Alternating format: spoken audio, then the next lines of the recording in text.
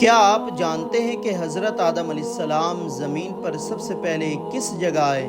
تو حضرت آدم علیہ السلام جو کہ دنیا کے پہلے انسان ہیں جن سے انسانوں کی نسل آگے چلی، حضرت آدم علیہ السلام کو اللہ نے مٹی سے بنایا اور جنت میں رہنے کا حکم دیا۔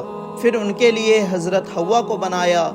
پھر حضرت حوا اور حضرت آدم علیہ السلام جنت میں ایک ساتھ رہنے لگے، مگر اللہ کا یہ حکم تھا کہ جنت میں جہاں چاہو جاؤ، جو کھانا چاہو کھاؤ، مگر ایک درخت کے پاس نہ جانا اور اس کا پھل نہ کھانا۔ جب یہ بات ابلیس کو پتہ چلی تو ابلیس نے حضرت آدم علیہ السلام اور حضرت حوا کو کسی طرح اس درخت کا پھل کھلا دیا، اور اس طرح حضرت آدم علیہ السلام اور حضرت حوا نے اللہ کی نافرمانی کی، جس کی وجہ سے اللہ نے حضرت آدم علیہ السلام، حضرت حوا اور ابلیس کو زمین پر بھیج دیا۔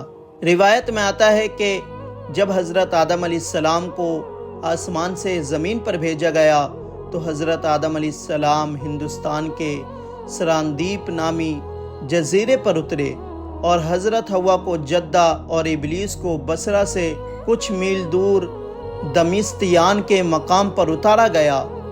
حضرت سعدی فرماتے ہیں کہ جب حضرت آدم علیہ السلام جنت سے ہندوستان میں اترے تو ان کے پاس حجر اسود تھا اور جنت کے درختوں کے پتے بھی تھے۔ پھر حضرت آدم علیہ السلام نے ان پتوں کو زمین پر پھیلا دیا، اور زمین پر آج جتنے بھی خوشبودار درخت پائے جاتے ہیں وہ ان پتوں سے ہی پیدا ہوئے ہیں۔ حضرت ابن عباس سے مروی ہے کہ حضرت جبرائیل علیہ السلام حضرت آدم علیہ السلام کے پاس آئے اور گندم کے 7 دانے دیے۔ حضرت آدم نے پوچھا یہ کیا ہے؟ عرض کیا یہ اس درخت کا پھل ہے جس سے آپ کو روکا گیا تھا لیکن آپ نے کھا لیا۔ تو آپ نے کہا میں اس کا کیا کروں؟ تو حضرت جبرائیل علیہ السلام نے کہا آپ ان کو زمین میں بو دیں۔ تو حضرت آدم علیہ السلام نے گندم کو بو دیا۔ جب وہ دانہ اگ گیا تو حضرت آدم علیہ السلام نے فصل کاٹ لی، پھر دانوں کو بھوسوں سے الگ کیا، پھر صفائی کی اور اسے پیس کر آٹا گوندا اور روٹی پکائی۔ اس طرح دنیا میں روٹی کا ایجاد ہوا، اور سب سے پہلے دنیا میں جس چیز کی کھیتی کی گئی وہ گیہوں تھی جسے گندم کہتے ہیں۔ اس طرح محنت و مشقت کے بعد حضرت آدم علیہ السلام نے روٹی بنا کر کھائی، اور حضرت آدم علیہ السلام زمین پر آنے کے بعد بہت زیادہ افسردہ اور غم زدہ رہنے لگے۔ آپ کو بہت زیادہ شرمندگی محسوس ہونے لگی کہ آپ نے کیسے اللہ کی نافرمانی کر دی، اور دوسری طرف حضرت حوا سے بچھڑنے کی ایک الگ پریشانی تھی۔ روایت میں ہے کہ آپ 300 سال تک اللہ کی بارگاہ میں گڑ گڑا کر توبہ کرتے رہیں، فریاد کرتے رہیں اور آنسو بہاتے رہیں، یہاں تک کہ اللہ کو آپ کی گریہ وزاری پہ رحم آ گیا۔ پھر ایک دن حضرت جبرائیل علیہ السلام کو اللہ نے حضرت آدم علیہ السلام کے پاس بھیجا۔ پھر حضرت جبرائیل علیہ السلام نے حضرت آدم علیہ السلام سے کہا کہ اے اللہ کے نبی، اللہ نے آپ کو معاف کر دیا اور آپ کی توبہ قبول کر لی۔ یہ سن کر حضرت آدم علیہ السلام بہت زیادہ خوش ہوئے، اور شکرانے کے طور پر آپ نے 2 رکعت نفل نماز ادا کی۔ یہ وقت صبح کا تھا، فجر کا وقت تھا۔ اللہ کو یہ ادا اتنی پسند آئی کہ اللہ نے حضرت آدم علیہ السلام کی اسی سنت کو امت محمدیہ صلی اللہ علیہ وسلم پر فجر کی 2 رکعت نماز فرض کر دی۔ تو سب سے پہلے فجر کی نماز حضرت آدم علیہ السلام نے پڑھی تھی۔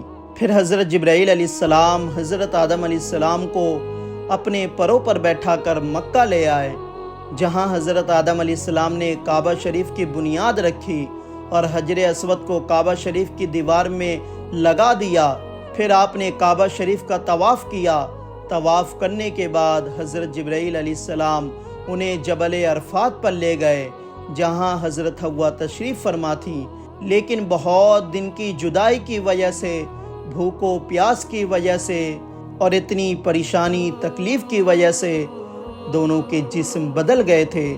اسی وجہ سے حضرت آدم علیہ السلام اور حضرت حوا ایک دوسرے کو نہیں پہچان پا رہے تھے، تو حضرت جبرائیل علیہ السلام نے ایک دوسرے کا تعارف کروایا اور کہا کہ اے اللہ کے نبی، یہ آپ کی بیوی حضرت حوا ہے اور حضرت حوا سے کہا کہ یہ آپ کے شوہر حضرت آدم علیہ السلام ہیں، تو اس طرح آپ زمین پر ایک دوسرے سے ملے، پھر آپ دونوں کے ذریعے انسانی نسل آگے چلی، پھر آپ کے بہت سے اولاد ہوئے جو کہ پوری دنیا میں پھیل گئے اور الگ الگ قبیلے میں بٹ گئے، الگ الگ شہر میں رہنے لگے، الگ الگ گاؤں میں رہنے لگے، الگ الگ نام سے پہچانے جانے لگے، اور قیامت تک جتنے بھی انسان اس دنیا میں آئیں گے سب آپ ہی کی اولاد میں سے ہوں گے۔